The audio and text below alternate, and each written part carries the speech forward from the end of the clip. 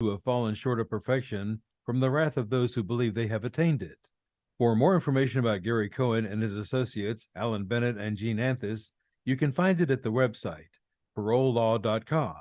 You may also contact them at 512 476 6201. This is KPFT Houston.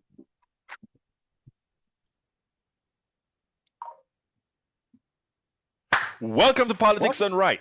My name is Egberto Willies, your host. Thank you so kindly for being a part of the show. We are going to have a great show for you today, as usual. Good morning, Houston. Good morning, Harris County. Good morning, Texas. Good morning, the United States of America. And of course, good morning to the world. You know, folks, yesterday I kind of got it wrong. I think if I remember correctly, I forgot Texas. Hey, but I had Houston and Harris County in there. Anyway, we are going to have a great show for you today. But as customary, before we start the show, we must go into the control room with our two resident geniuses. Brothers. Well, Egberto, it is election day. It is Yes. voting day, the day that you have to get out and exercise your right for your representation. Vote them out. Vote against everything. No, those rats We cannot want be change. Yeah, we do. Well, we want change for the better, not just change. Yeah, we don't want just a bunch of rich fat cats telling us all how to live anymore. That's right. We're tired of that. And you know what's funny? As I was listening to the news this morning, and they had the Donald Trump trial, and the judge threatened to remove him from her courtroom because of misbehavior. What is this man, 12 years old? Good grief. I mean, and I want them to put him on the stand for the election fraud thing in Georgia. You want to Yes. see you want to see him come unglued and get convicted? That's the best way to do it. Put him on the stand. Start questioning him and watch him explode. I think it'd be fun. I think so too.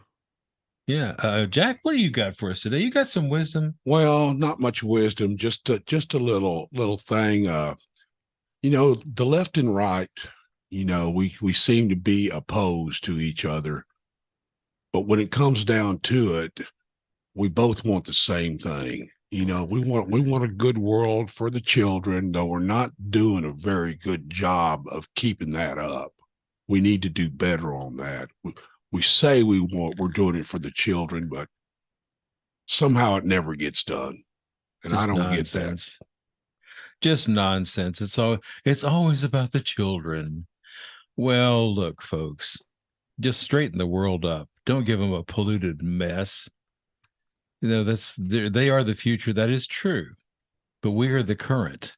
We are the stewards. That's right. And if we don't do a good job of this, they've got a big mess to clean up, and if they even have a world to live in. So sincerely, do your part.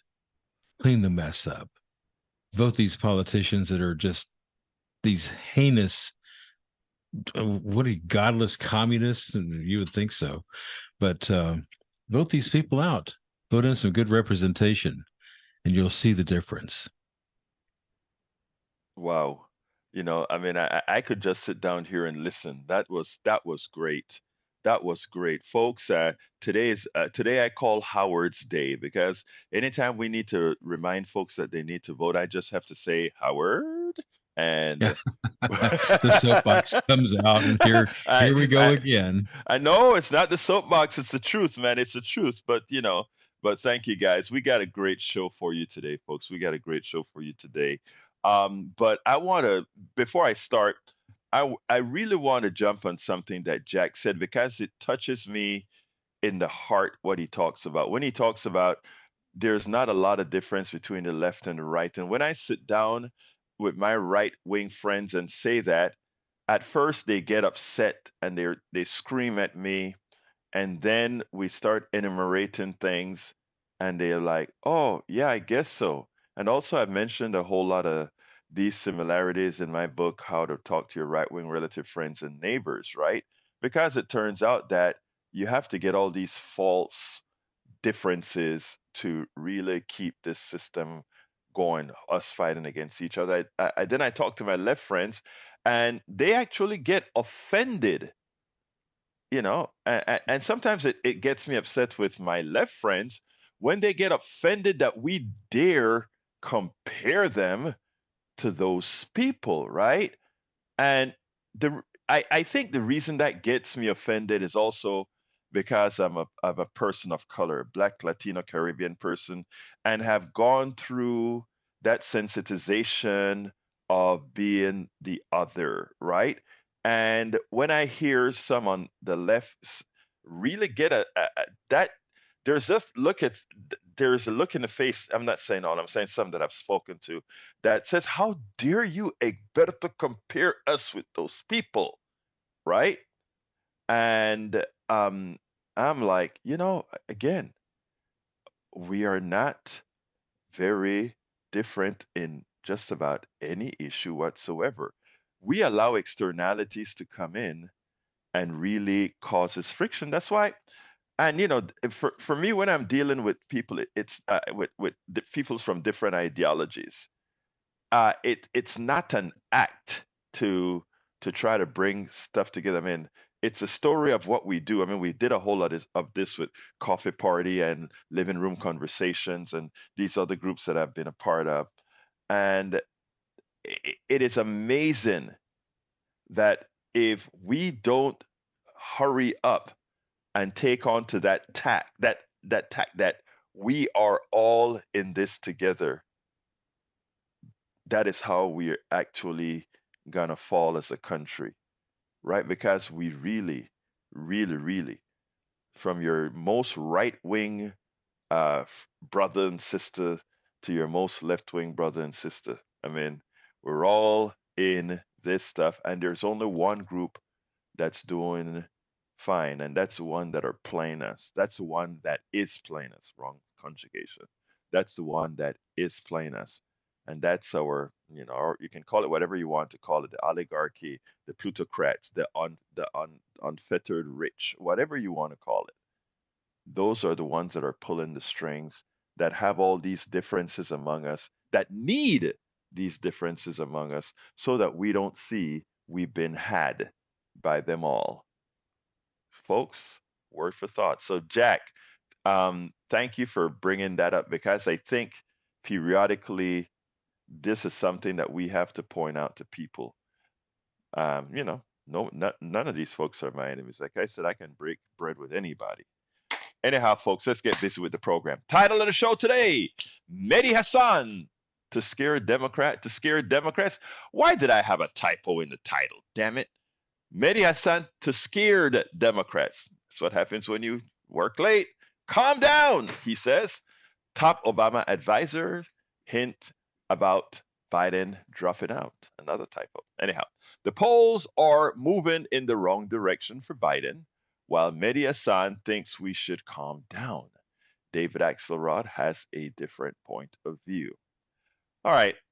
I was going to start with the Mehdi Hasan video. And, well, I think I better do that. What I'm going to do, I'm going to start with the Mehdi Hasan video. For those of you who are watching on Facebook, that is facebook.com/KPFT Houston, or watching it on YouTube, politicsdoneright.tv for YouTube, you'll get to see some of the charts that they use. But again, it's sufficiently descriptive that our radio listeners and podcasts can get it. I'm going to go ahead and play that, and then we'll take it on the other side. Mehdi Hasan has a message for Democrats with the release of the recent polling numbers for Biden, which, to put it as kindly as I can, they were terrible. They were horrendous, but they were very understandable. Of which Mehdi Hasan has a message for Democrats: calm down. And you know what? I'm with him up to a point. I want you to listen to him, and then we'll take it on the other side. It's November the 5th, 2023, which means exactly a year from now, November the 5th, 2024, Americans will go to the polls to pick their president. And it looks almost certain that once again they'll be picking between Joe Biden and Donald Trump. A choice that Americans are saying in poll after poll that they do not want. They don't want a rerun of 2020. They don't want Democratic and Republican candidates with the names Biden and Trump. But here we are. And here's the bad news for Team Biden in particular. If the election were held not a year from now, but today, the twice impeached, 4 times indicted Donald J. Trump would win the Electoral College with over 300 votes, easily defeating President Biden. That's according to a new poll out today from the New York Times and Siena College, which shows Biden losing to Trump in 5 of the 6 key battleground states: Arizona, Georgia, Michigan, Nevada, and Pennsylvania. The president is ahead only in Wisconsin and only by 2 percentage points there. It's worth noting that Joe Biden carried all 6 of these states back in 2020. But that's not all. The new poll also points to several other glaring liabilities for the president, including his age. 71% of voters surveyed say Biden, who will turn 81 later this month, is too old to be an effective president. That includes a remarkable 54% of his own supporters. The same doesn't apply, weirdly, to 77-year-old Donald Trump. Only 39% of the overall electorate say that Trump is too old to hold office, with just 19% of his supporters sharing that view.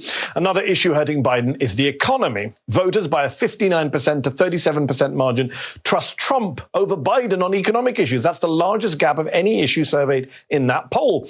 That's despite the fact that just last week we learned that strong consumer spending drove the US GDP to its biggest rise in nearly 2 years, growing 4.9%.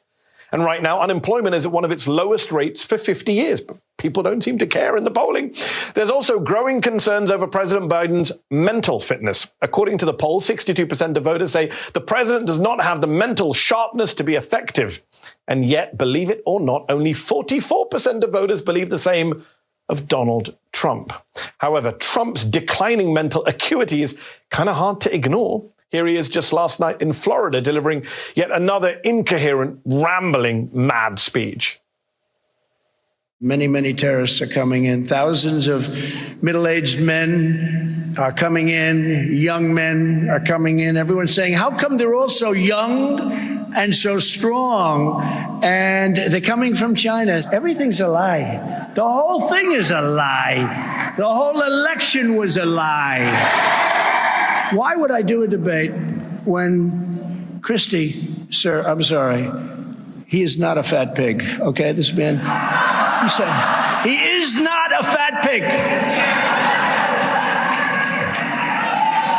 No, it's true. And you can't use the term fat.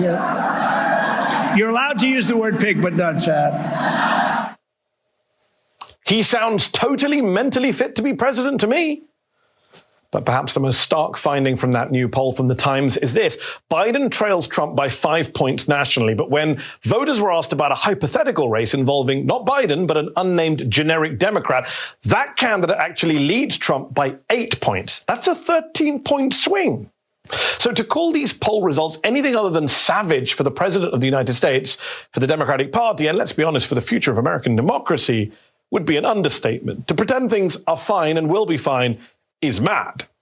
Having said all that, let me say again tonight, as I have said many times before on this show, we also do need to calm down a bit, get some perspective, especially historical perspective. Yes, the polls are bad for the sitting president, but we are still 1 year, exactly 1 year out from the election, 12 whole months.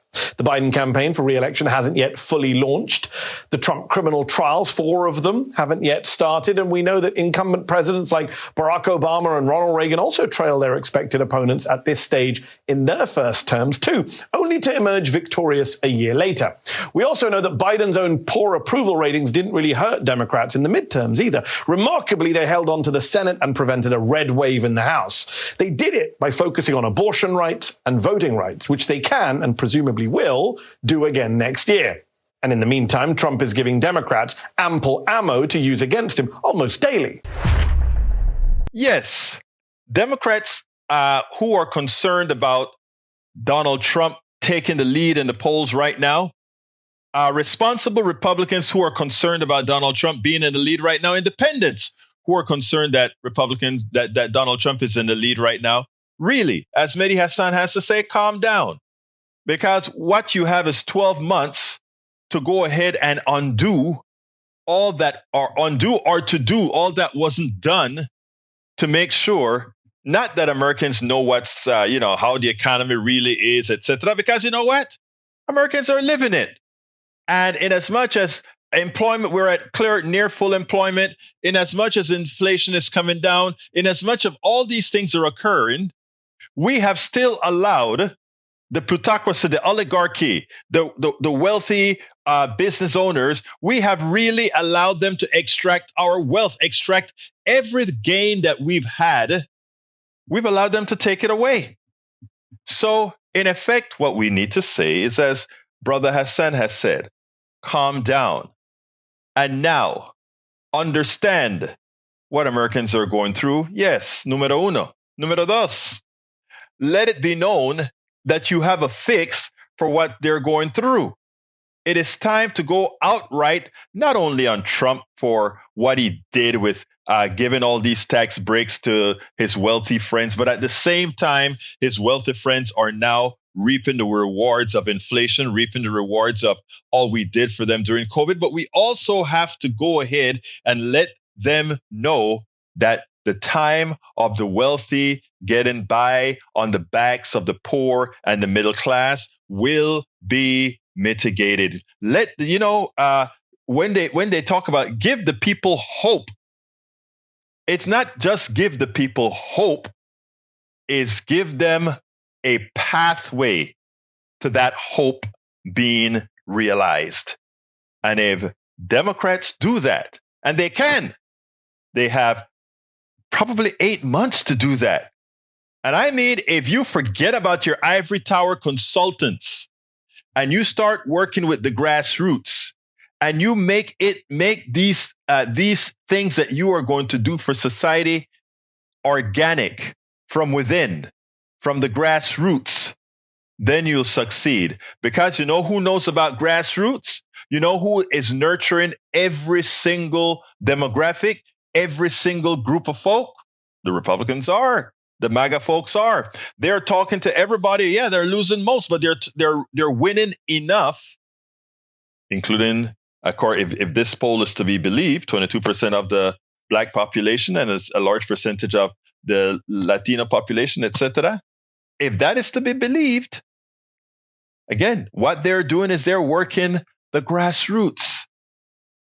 They are working the grassroots, and that is what Democrats have to do. Work the grassroots, give that pathway to hope being realized. Give that pathway to hope being realized. On our chat today, John Cotter is in the house. John, what city in the world are you in today? I know you probably are on the other side of the ocean. We need to get on message and stay there for the next year. Good, John Cotter said, nothing but all the good things that have taken place with Biden. And John Cotter is in Tokyo. He's watching Politics Done Right from Tokyo. Hey, welcome aboard, John. Hey, look, folks, give us a call. 713-526-5738. Again, that number is 713-526-5738. Give us a call. Let's talk about these issues. Let's talk about this. It is important. It is imperative. The next subject we're driving to is what Axelrod had to say recently, because Axelrod is sort of putting it on Biden, saying, Biden, is it time for you to step aside and let a youngster come in maybe? The problem is, look, before I get into Axelrod, I can't see right off the top of my head, without a nasty sort of a fight within the party, which could become very destructive, for a new person to come in at this time easily. It would really have to be a hell of a consensus candidate. I don't see or know who that would be right now. The best that I can gather is the governor of California, which is Newsom. He has been making some strides. I don't know how the polling looks on that, but again, you know, we placed ourselves in this situation. We have to stick it. Look, as Carter said, the things that Biden has done uh, for as far as progressives are concerned, we got a lot more out of Biden that we even imagined we could have gotten out of Biden. And while there are a lot of things that haven't been realized yet, they are in the pipeline to be realized.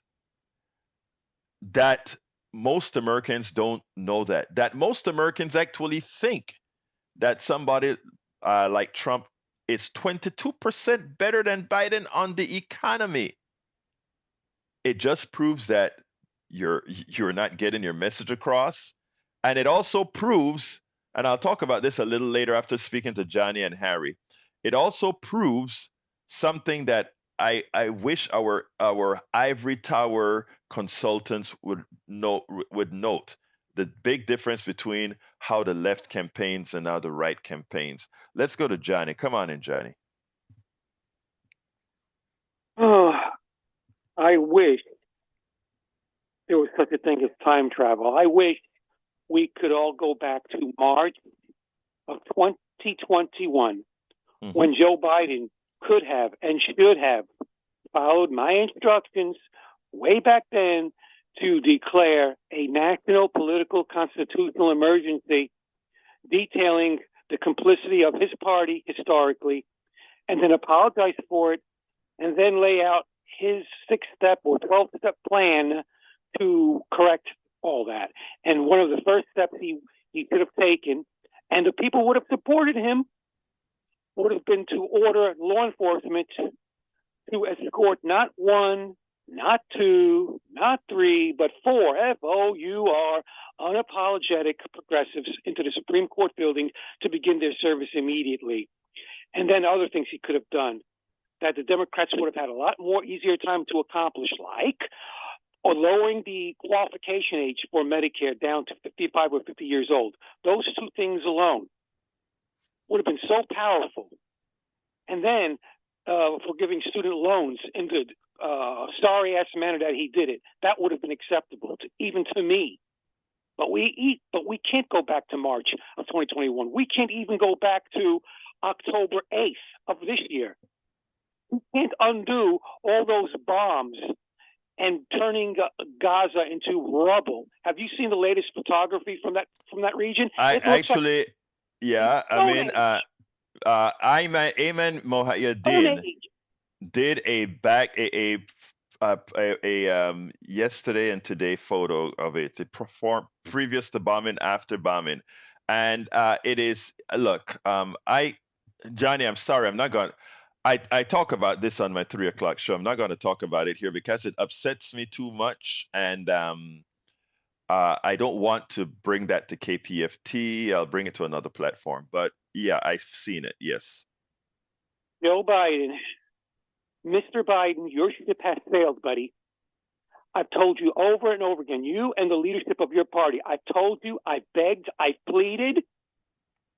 I warned you what would happen. I'm no Nostradamus. I just pay attention. And I've been around a long time. That's it. And I've got some common sense, I like to think. Now, Johnny, I want. you guys about to happen. That ship has sailed, Joe. Step aside and convince the other leaders of your party to quit getting in the way of progress, to stop having this vanity project where you guys refuse to allow the progressives to take over the party. This country is in serious trouble, Joe. If you want to salvage your legacy, if that's all that matters to you, then do it. Do that. And Now, maybe let me just say this. I am not in the look. I'm as progressive as one can get, Johnny, but I'm not in the camp right now that's just saying Biden get out of Dodge and let's do things right. Because and you deep in your heart understand politics very well. You know that anything of that nature has, first of all, you have to have a lot of buy-in for not creating the kind of nasty conflict that these kinds of things can create. Because once you create any kind of animus within the party that's running of that sort, the party will lose. People see it as chaos, and it will lose. So what I really think that you have to do right now, in my opinion, Johnny, in my opinion, is first of all, I want to read what Cotter had to say. John Cotter. John Cotter on the chat says, solar cell manufacturer Q cells opened in the U.S. plant since the Inflation Reduction Act passed October. Those are jobs thanks to Biden and the Democrats. Look at the gains unions are getting. United Pilots, United Auto Workers, the writers. And what John Cotter is saying there is absolutely true. Let's forget about age and everything else. Right now, the Democratic Party and Biden should be riding high on these things. Again, a lot of people are still feeling the pain of inflation. They're still feeling the pain of rents. They're still feeling the pain of the student loan issue that the Republicans got repealed. They're feeling all those pains, but all those pains can be attributed to all the folks that we know are the legitimate boogie persons. Why is there inflation? Not because of Biden, but because of corporations. Cut their wings. Pressure, make America see you saying you will reduce these prices or else. We have the issue with student loans. America knows it's the Republicans. You go ahead and you pass another executive order and right now and let them in an election year say no, we want to get rid of that executive order that's written differently to give aid to the student loans that the court removed. Let them go ahead and say no, no, no. And there are active ways, brother Johnny, that one can perform assertively. You know who would do it if they had the power to do so? Trump would.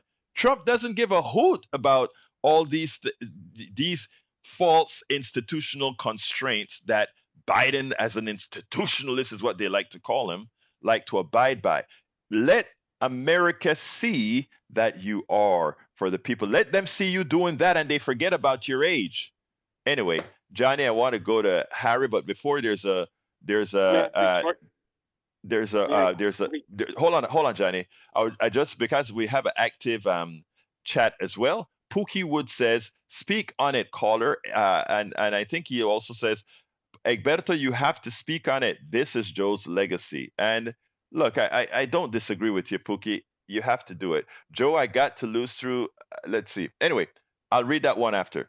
Welcome aboard, Pookie Wood, Paul Fleming, John Cotter to the chat. Continue, Johnny.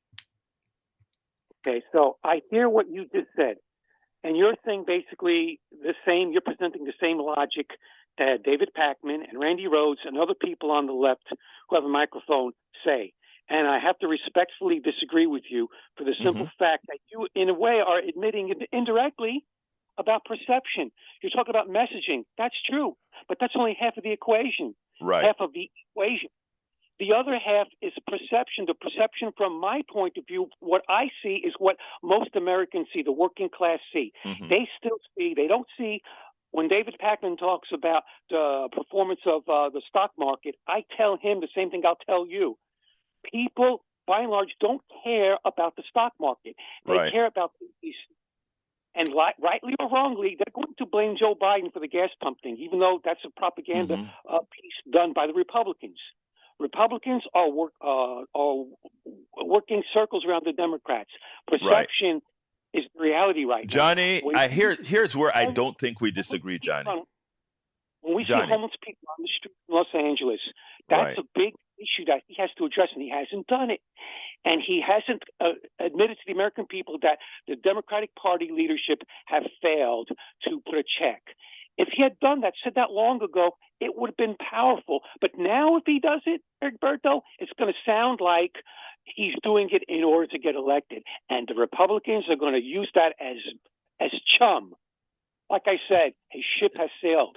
Let me say, Johnny, to you. I mean, first of all, I am never wedded to just my current political thoughts. And the reason why I am never wedded to them is that if you have a better idea and you show me that that better idea is going to work, I'm for it. I'm not wedded to my political ideas at all. I'm wedded to whatever is going to work. And if the grassroots tells me that this is actually what's going to work, I would be with it. What I don't have here is a consistency of, let's say, a grassroots to come together and make that big change in an organized way that doesn't not create that problem that doesn't get us elected. I like what Carter is saying specifically, because I think, as you said, there was a poor job done in letting America know that we're fighting for you actively. I'm saying actively. In other words, you have to force. I mean, Trump goes out and said the economy was the best under my administration, and you know who else is saying it? A lot. I hear a lot of progressives saying that. Oh, under Trump, I got a check. Under Trump, I got this. Whoa. Are you Yeah. telling me the progressives are mouthing off what Trump is saying, agreeing with Trump? Brother, let me tell you something, okay? I had a long discussion, very, very, very, a hurtful discussion with a progressive, somebody I considered a progressive leader who soured on Biden and started to make comments about the economy, touting right-wing talking points that Trump has gotten into the ethos. The reason you see so many other demographics falling back to Trump is, look, our elitist consultants go ahead and they create the questions of which they poll the people that are generically democratic, and then they go and they say this is what's going on. They don't have a clue what's going on in middle America or poor America. They stay there in Washington in their towers or wherever they are, and they advise, and that's who the Democrats leadership take advice from. They don't go into the community like a John Carter who is on the ground in East Harris County, or a Paul Fleming who's out there in Atlanta doing his thing. They don't see that. So we have a lot of people of the progressive persuasion that are actually saying things like they throw their hands up in the air. Because put it this way, even if you don't like Biden, what nutcase is going to take up and say, I am going to, and when I say nutcase, I'm talking about progressive nutcases now. Why would you come out and say, I'm going to support a Donald Trump because Biden didn't do X, Y, and Z, if you think Donald Trump is a clear and present danger to the country? And that is what we're seeing in a lot of areas. That's what I'm saying, Johnny. So to close, before I hang up, I will say to you that if these people that you are identifying as progressives are saying this to you, I have to question either your judgment, which I don't, or their ability to make you think that they're progressive, because a true progressive doesn't throw their hands up in the air and imply that Trump is the reasonable alternative here. That's suicide. And you know what? That should tell you something. You're right. You're right, brother. You're right. And it should tell you something. It should tell you how effective good propaganda is. That's what it tells you, brother. You want to know how the grassroots feel? Go ask Johnny, and I'm telling you, we're in big doo-doo. All right, Johnny. But you know what, Johnny? I am not losing hope, because we are going to go out there and we're going to get it done. That's what we're talking about this today. It's not about losing hope. You got 6-7 months at most. Exactly. Democratic Party starting today. Exactly. Start recruiting apologetic progressives to run for the White House. They're losing time rapidly. I don't know what we'll see. We'll see what happens, Johnny. But we'll talk later. Johnny, you're the mayor of politics, right? You call in every day, so we'll talk. Let's go to Harry real quickly, and then we'll go to what Axelrod had to say. Come on in, Harry. Thank you, Mayor of Politics Done Right, and thank you, Roberto Willis, for this platform. Both of you are right on point with all your points. I agree just about with all of them.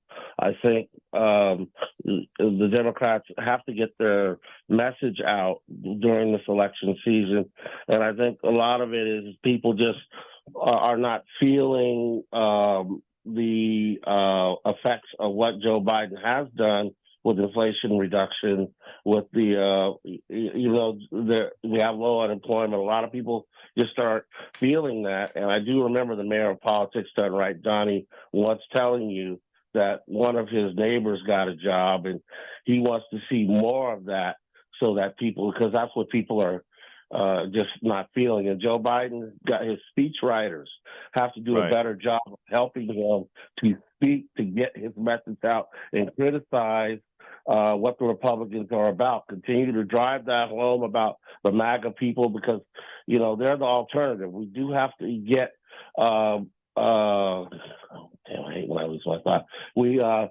He just has to get his message out better. And he's not the greatest speaker. A lot of people look at his age and that he's old.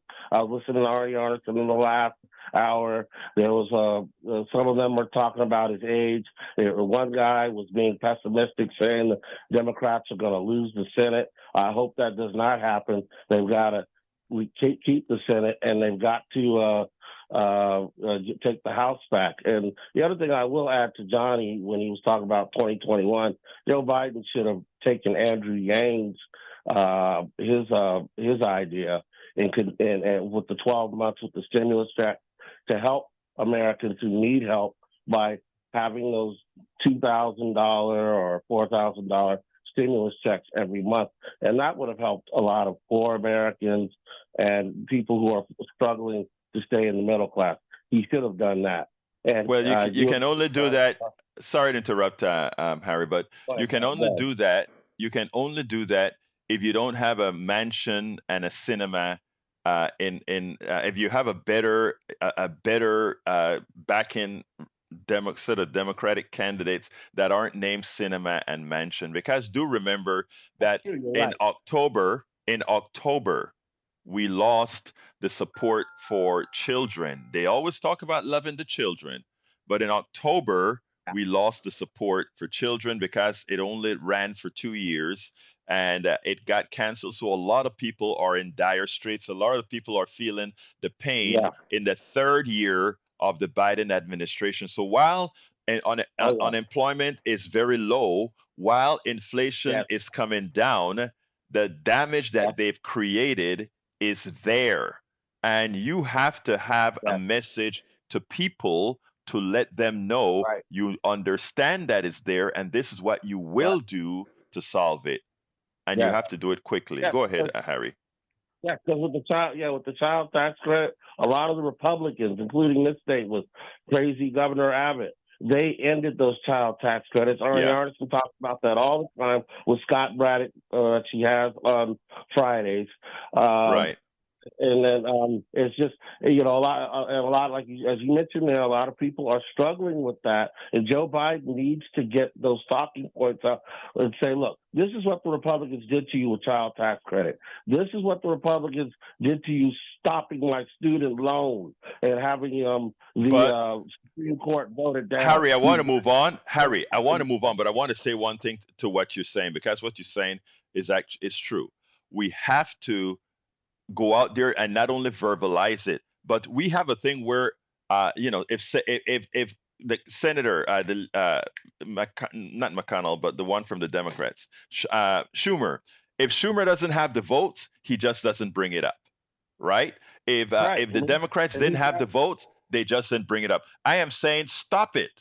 Go ahead and get these bills that are going to help people, publicize the hell out of it on TV and let it fail in Congress, and then let folks see who voted to fail the middle class. We have to learn. I mean, sometimes, but again, let me tell you something. A lot of these guys are in the pockets of others. Harry, I got to let you go to Brian. So we'll talk tomorrow. Let's go to Brian. Come on in. More about it tomorrow. Sure, let's go.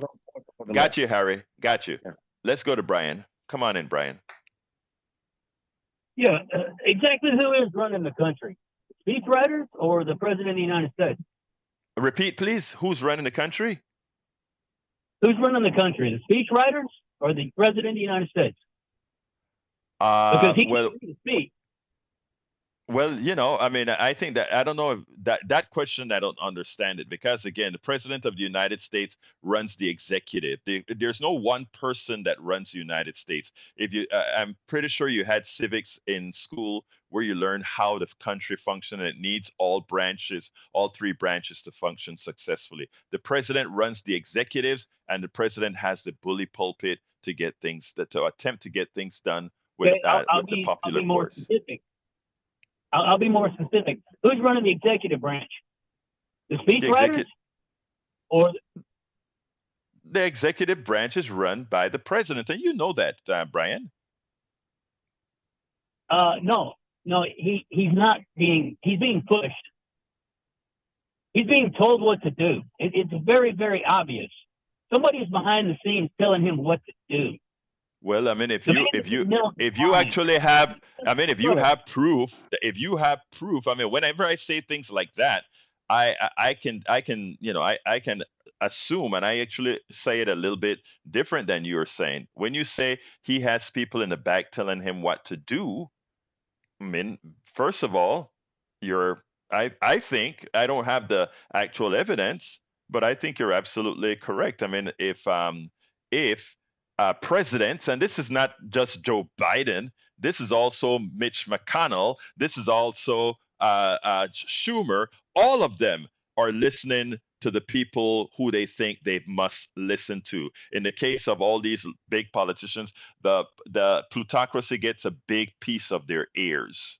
So continue. How do I continue with that? I don't know how you continue.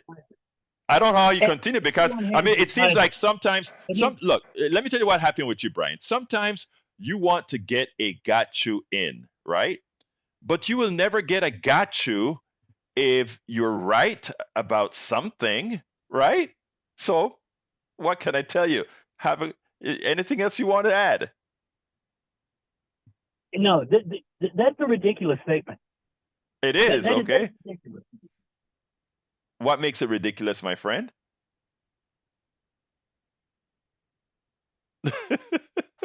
And that is what happens. That is what happens. He hung up. Anyhow. Well, let me read a few things in the in the chat.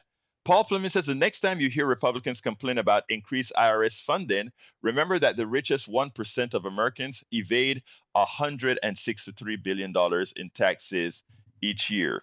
That's true. We try to mitigate that. It would reduce the deficit. Of course, now Republicans would like to take the $14 billion being offered to Israel for getting rid of those extra of enforcers of making sure the rich pay their fair share. Palsy Walsey, welcome to Politics Done Right. The president has authority to do antitrust and business. Maybe he should fund that by executive order instead of funding wars. Resources for the FTC seems to be the problem. Yeah, I don't know the numbers behind that right off the top of my head. John Carter says, all presidents have many advisors.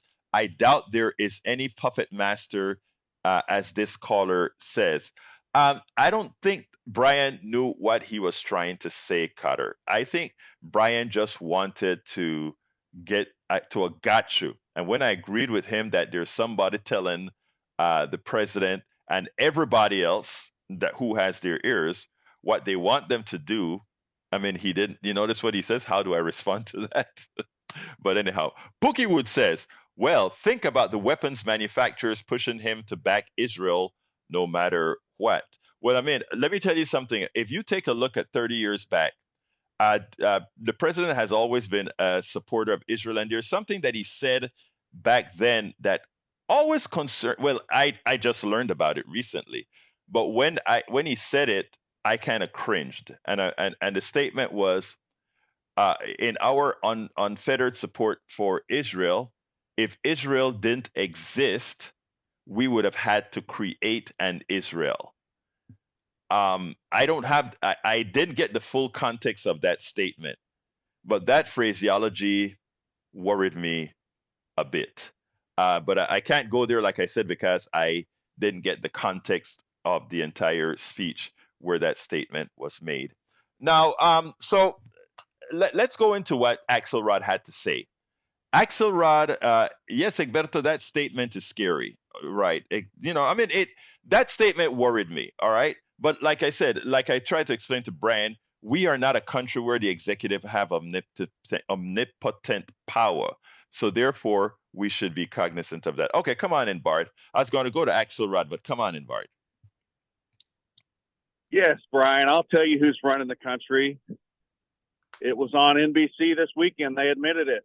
Obama is pulling the strings for this puppet. He can't even ride a bike. He can't even walk a set of stairs. He can't even change his own diaper. Wow. Wow, Bard. Bard. I can't even afford to buy butter or milk or eggs or bread. And who's Bard? Bard, let me ask you this, Bard. Okay, I'm glad you said that. You can't afford to buy milk or eggs, and who do you blame? I blame Biden, of course. Tell me, I tell you what, I'm this is what I want you to do for me now. Give me the calculations that you have made under which you blame Biden.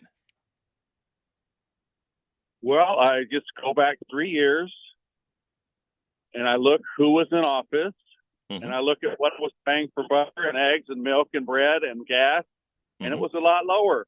Great. Okay, stop there. And that's your calculation. If you take out a student loan, pay it back. If you're not going to pay it that back, is what. Take the loan. I'm not paying your loans for you. Okay, Bard. I asked you a question and you answered it. That is the calculations that a lot of Americans make. That's the calculation that the plutocracy is happy to have Americans make, because under that scenario, then you can look at Biden and say that is to be blamed. And the people who are screwing you completely go unblamed, and they continue to do it. It's been proven that when it was 9% inflation, half of that inflation was just the plutocracy saying, we are going to take your money. So when you pay more for your eggs, go to ADM and these other corporations and say, thank you for screwing me and telling me it's Biden. Bard, the phones are filling up, so I got to let you go on this one. Let me go to Frank. Thank you, Bard. Come on in, Frank. All right, I think Frank is going to come in a second as soon as we go ahead and make that transition. Come on in, Frank. Howdy, Alberto. You there? Yes, I'm here, sir. Okay, good deal.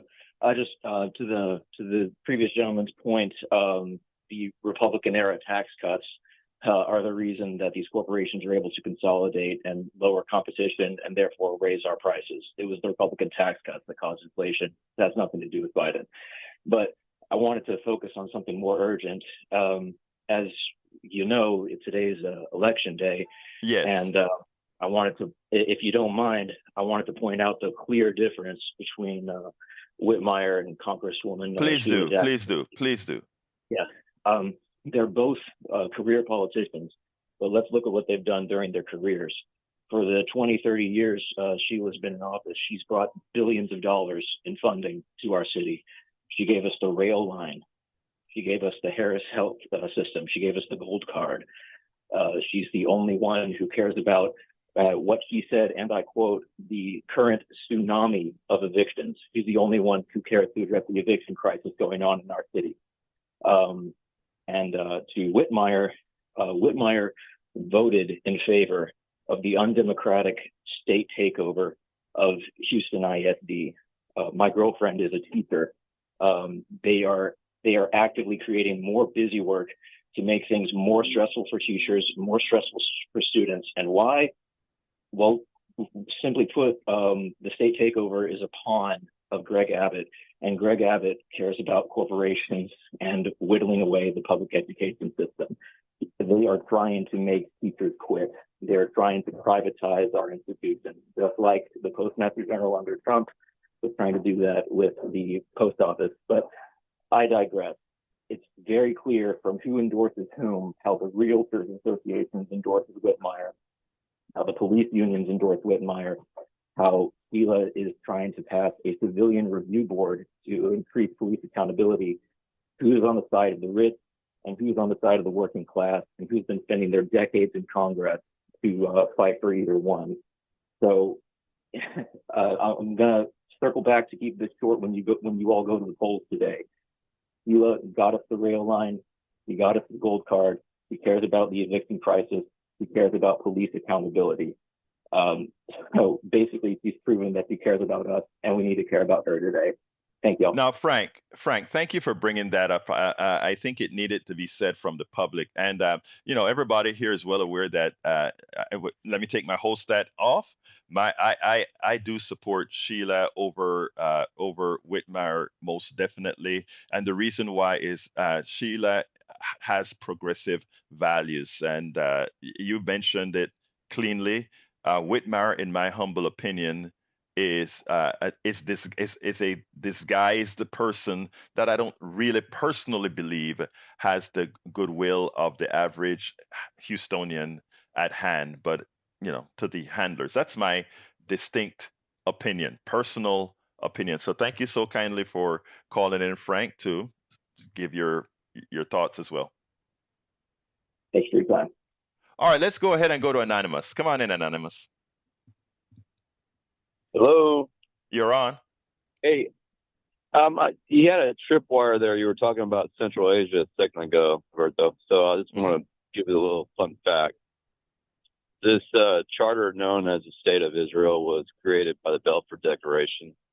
It's an LLC, it's a corporation, and this is common during that time, especially like the East Indies, West Indies.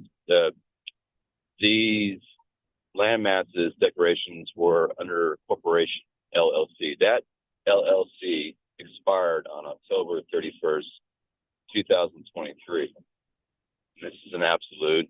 Got Consortium News, Robert Perry's old, VIPS crowd, but and also Global Research.ca. So why did they bring Bibi back to fruition? Maybe because he has, the callous of not having much feelings for doing what they're doing right now. But that's another conversation. But I just want to give you that fun fact. All right. Let me tell you, I am very much. Thank you for your comment. I don't have any evidence of what you're saying other than what you're saying. But that said, on my program, I'm trying not to discuss the Palestinian Hamas Israeli issue here. You brought it up. That's the only reason why I called. That's the only reason I called, because you brought it up. All right. Have a good one, buddy. Yeah. Bye. Thank you, brother. Have a great day. Let's go to Mitchell. Come on in, Mitchell. Hello, Egberto. How are you doing, Mitchell?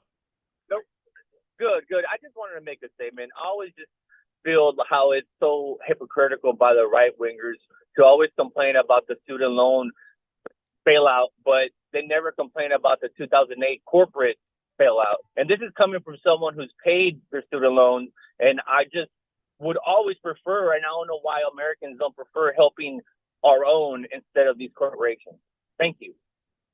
Mitchell, let me just tell you, I love when people like you and even myself speak about forgiveness of student loans, because I paid off all my student loans. You paid off all your student loans, and I have no problem those people who have student loans having it forgiven. It's about the collective. It's about all of us. Look, people just don't get it. What folks don't understand is now that people have had to start paying back on student loans, and I can give the reason why a lot of these student loans issues are not, you're not paying your bills back. That's not what it's about. It's about coercion, etc.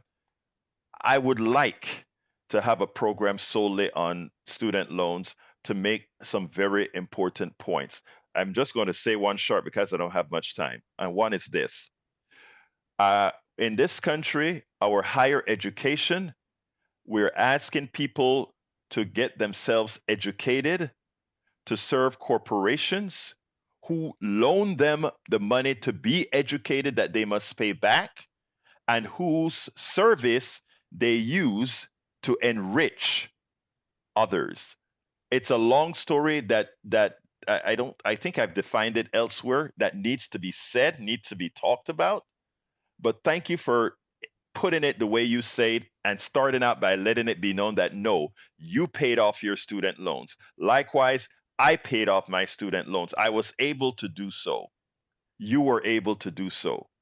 A lot of folks are not able to do so. And in fact, a lot of folks who are doing damn good work are not able to do so because of the coercion that occurred in student loans. And they always use it as an example, Mitchell, that person who took out the student loan and bought a car, or that person who took out the student loan and bought a phone.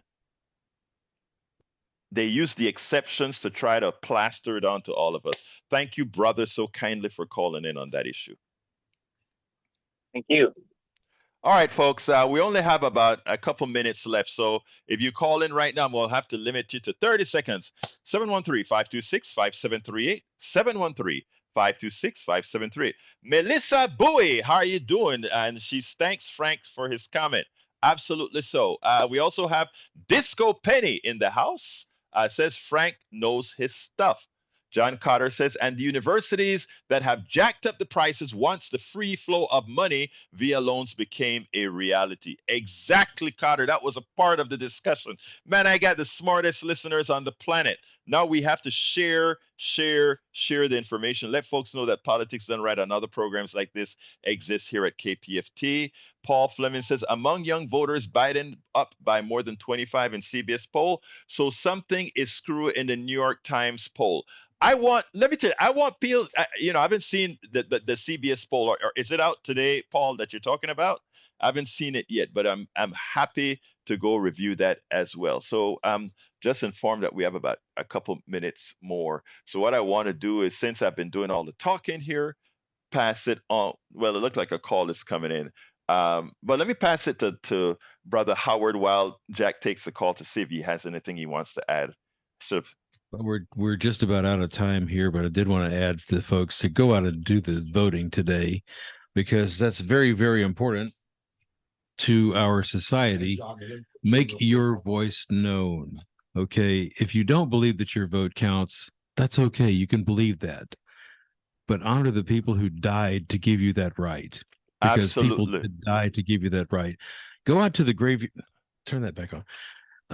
Go out to the graveyard. Right. The veterans' graveyard. Look at those stones. Look at those people who did not have a chance to live their life because they were fighting for your right to vote. Honor them. So you think your vote doesn't count? It does count. It counts to honor the people who died to give you the right to vote. Howard nails it. Jack, got some wisdom for us? Well, I just can reiterate what you're saying. If we want change, we have to vote the people that are up there lying and misleading people out, and put some people that'll do the work in. Folks, look, thank you, Jack and Howard, for all that you do. Callers, thank you for the wise messages that you've had today. Thank you, audience, for your listening ears. Love you all. Love you all. Left or right, love you all. My name is Egberto Willies. This is Politics Done Right, and you guys know how I end this baby. I am what? Out!